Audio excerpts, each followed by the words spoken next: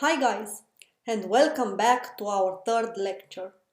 Since we have just discussed VM detection, let's go one step further and talk about anti-virtualization and anti-debugging techniques as employed in malware code seen in the wild. A lot of time when we run samples in a virtual machine, we actually want to debug them also. Anti-debugging are mechanisms for code to detect that it's being run under a debugger and change its execution accordingly.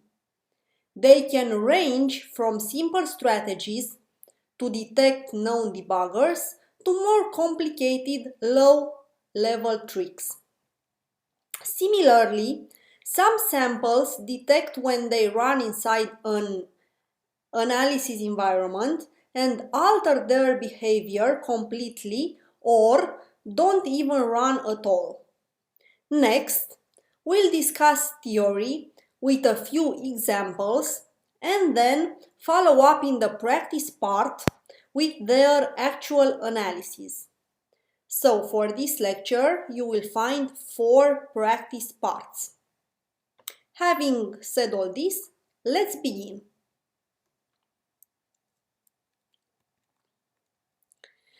The first example we're going to look at is not a very stealthy one. When ran inside the VM, sample number 1 just enters an infinite loop and doesn't do anything.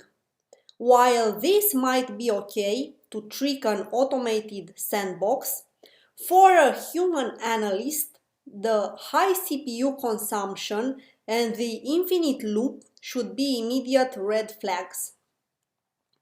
We're going to analyze this in more depth in the practice session. For now, let's just mention that some processor registries behave differently when virtualized, control register CR0 in this case. We're also going to look into that store machine status word SMSW instruction. Once we understand what's happening, we will bypass this check easily in a debugger. As an exercise, we'll also patch the binary to skip this annoying anti-virtualization check every time. We have discussed this malware sample in depth in our previous course, Advanced Reverse Engineering Ransomware. You can check on that, but there is no need for it in order to follow along here. So, let's continue. All the samples discussed here are added in the resources section. Do check on those. And as a very important side note, this and some of the next samples are dangerous ransomware. So be careful, guys. When doing the practice part, make sure you only work in an isolated environment, as we discussed in the first lecture. In the next example, we'll look at a sample that detects a well-known sandbox isolation software, Sandboxy. This is done based on the presence of sbiedll.dll as a module loaded by the calling process. Since it's written in .NET in a managed language, it will be a lot easier to decompile it and extract clean source code. Besides Sandboxy, the sample also tries to stay away from network analysis tools, as we will see. We'll also find in the same file an interesting routine which detects emulation based on a number of seconds spent running certain functions. Pause the course for a minute and try to guess what's happening in the function from this picture. I will also give you a hint. Think about how the antivirus software have to emulate all binaries. What would happen if they executed instructions like the one highlighted?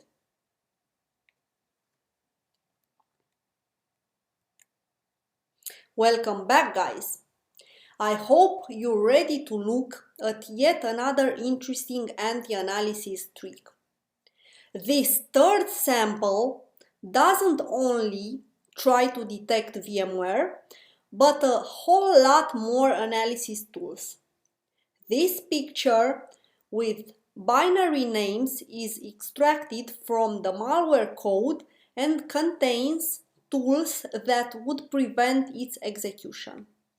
What's interesting about this, and we will delve into this in the practice session, is the way these checks are hidden. Some samples go to great lengths to stay undetected.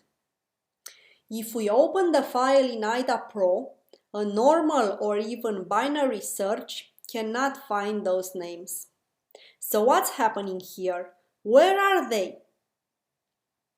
And another hint, open the file in IDA and manually load all the sections. You will notice an interesting section here. Having seen how to detect emulation and analysis tools, let's see how samples can detect whether they are being run under a debugger. There are many ways to detect this, and we'll look at a few of them. Is debugger present?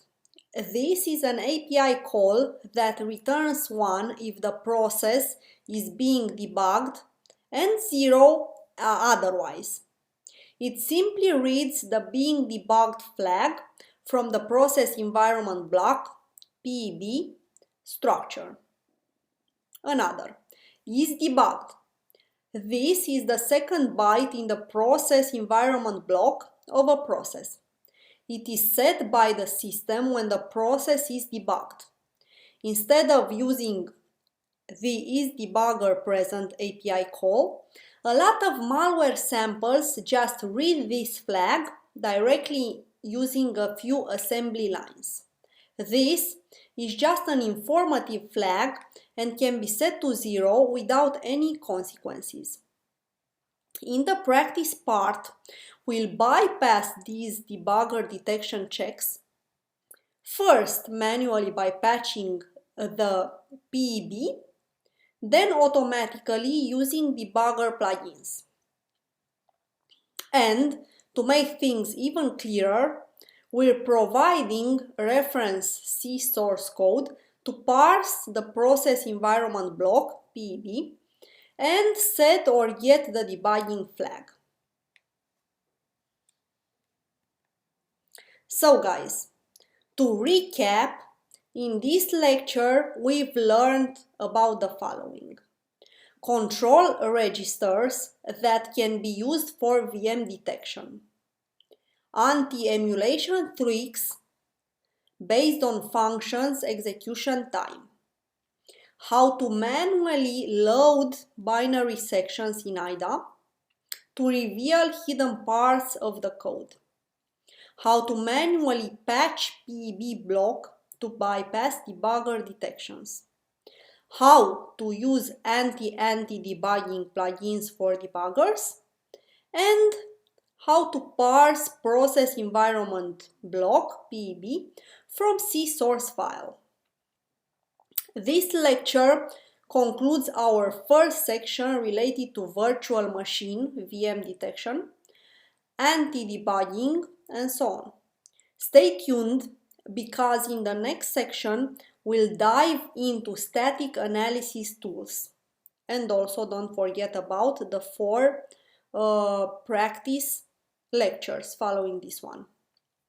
Also, make sure to go, as I said, through the practice part and play with all the samples discussed in this lecture. For the enthusiasts, the next 2 slides contain good reference links that go deeper into the topic. If you have time, definitely we would recommend to go through them. So, let's see here. This is the first one. And here you have even some more. Having said all this, thank you guys and see you in the next lecture.